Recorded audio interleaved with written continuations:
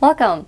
So this video I'm very excited about. It is on the Natasha Denona Glam Palette. This bad boy is pretty new, very new to me, and I was so excited when I saw like the promo pictures because I have been waiting a long time for a neutral cool tone palette, which from the promo pictures, which I'll put up, definitely seemed like it.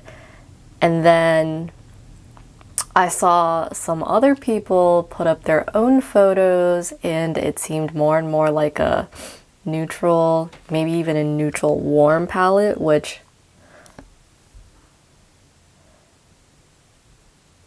I would say it's a neutral palette all in all.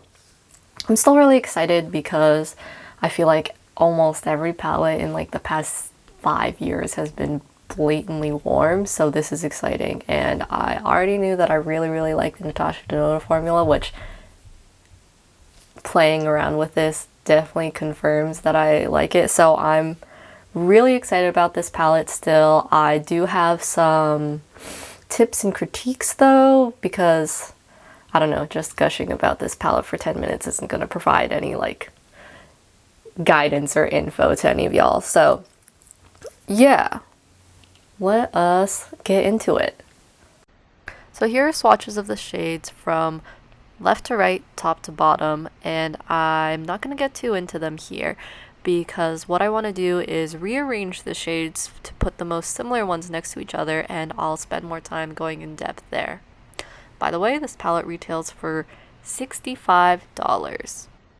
I know that, I think there was some clip out there where Natasha Denona was kind of explaining why she put the palette in this order where like you could make looks from various quads, like right here or here, and you could break them up that way. But I kind of feel like that is kind of an excuse just to like put more similar shades all over the palette. So what I wanted to do was rearrange the shades in a way that made sense to me, and I have it swatched poorly here, but kind of like rearrange them in a way where I could kind of go over each of the shades that are most similar right next to each other. So I'll explain how I did that. On the left side, we have the original Glam palette, and then on the right side, I've gone ahead and rearranged the shades in a way that makes sense to me. And I know it can be kind of confusing to look back and forth at, especially given there's repeated shade names. So I've numbered the shades of the original Glam palette 1 through 15, left to right, top to bottom, and then the right side has the according numbers, which you can use to reference if it helps. In this new arrangement of the palette, I have it based on tone depth, where the lightest shade is in the top left and the darkest is in the bottom right. And I also kind of tried to categorize them in ways that made sense to me. So for example, the top left, we have inner corner, brow bone, which are all kind of similar light tone shimmery shades. And then in the bottom right, we have smoke and lash line, which also serve the same sort of functional purpose. And then in that same row on the left side, we have outer lid, which obviously all fall kind of in the same range of shades, and there's like a little quad of the center eyelid shades in the top right.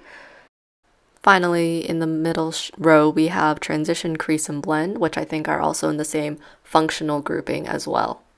I basically just wanted to organize things in a way that made sense functionally, but also would allow me to compare and contrast the shades that seemed most similar right next to each other. And now I'm going to show you the swatches of this quote-unquote new palette. So I feel like breaking down the shades this way generally helps me as a consumer think a little bit more critically about what I'm buying and not just get suckered into like, wow, this is so pretty and so shiny. I really want to think about like what shades I already have in my collection, what shades like I'm really getting here. Do I need 4 like shimmery champagne-y shades? I don't know. The way this palette is named makes it really hard to describe. but I will just be describing each shade relative to each other right here. These first 4 shades are all very light shimmery shades, and they are all very pretty, but as you can see, quite similar, and also really similar on the eye. I don't think I need 4 of them. This definitely could have been pared down to 2. Following that, we have the silvery shade, which I think is one of the most exciting shades in this palette. Then the quote-unquote transition shade and crease shade. These are both really cool, so I like that. The one warm shade in this palette for sure is this blending shade. Then this gold shade is a really nice true neutral gold. This pink shade is really, really pretty on me, but it is quite light, so I could see it potentially being ashy on darker skin tones. And then with these next 2 shades, the one towards the pink is really foiled and is super pretty, and I honestly think that the following one in comparison is a little lackluster, and I don't have a strong need for it.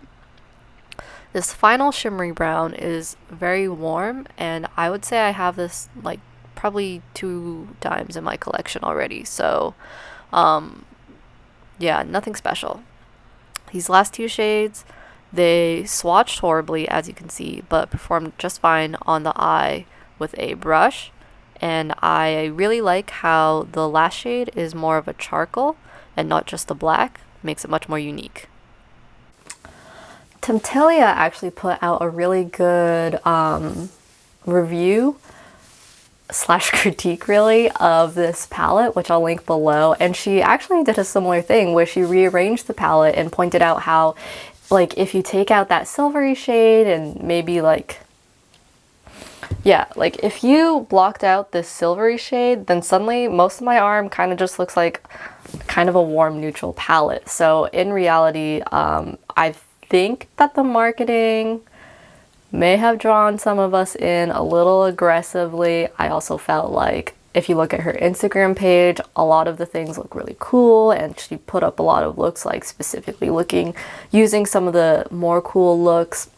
But overall, it's definitely a neutral, maybe even neutral warm with like a pop of 2 cool shades. So I don't like how that was misleading. And then the shade names, usually I don't care about shade names that much. I'm just like, oh, so what? But it turns out to be really annoying, especially because there's repeated shade names. So it's like, I like the idea of like functional shade names, but I think she really missed pretty big on this one, particularly with the shade called Transition. Let me show you. It is this one, and it kind of fades away into nothing on me. So if you were out there wondering, who does this transition shade really work for? Clearly it's me. I'm like around an NC20, NC15 in the winter, so someone light. And yeah, obviously it's not a transition for everybody. So yeah, I had my concerns before I got this palette. Didn't like how it seemed like it was a little warmer than she let on when I was running to go purchase this palette. But then when I got to playing with it on my eye, I was like, damn, this is great. The shades work really well. They're beautiful and really fun to play with. They blend out nicely. They coincide with each other really nicely. I actually really appreciate having this one warmer matte shade because I don't know, that's kind of what my comfort zone has been. So I put a little, I guess you can't really see it in this lighting, can you? I put a little on my lower lash line, and I just felt like it kind of helped bring, I don't know, it just helped. So I like having that there. I think that these 2 shades are so foiled and so pretty. Just like everything that you think would be beautiful is, and it performs really well. It's fun to work with, and There is a little bit of fallout on some of the darker shades, but really like only a little bit, and I can't really fault them for that. It's not like shades are just never gonna have fallout, so I'm still pleased. These two dark shades swatched horribly on me, but they perform well on the eye, so no worries about that. Let me think. Some of the brown shimmery shades, one of them is really, really foiled, and the other one is less so. So even though they look similar in the pan, and when I kind of finger swatch them, I think when I put them on my eye, they give different effects, where the foiled one is like more reflecty, and I could like kind of put that all in as a one shadow look, and it looks really multi-dimensional, whereas the other outer eyelid dark brown shimmery shade, it's like more toned down, so it's better for adding depth, and I can actually appreciate those differences. And yeah, this palette is really nice. I'm really excited to have it. So I hope that this was helpful in kind of laying out what you actually get, but I think what you get is the quality is there. There are a few things that I think she could have done a little bit better with this launch, but the actual product is wonderful. Just know that it's not like the coolest palette ever. It's just like a really, really nice neutral palette, which I think a lot of people out there would love. Thank you so much for watching.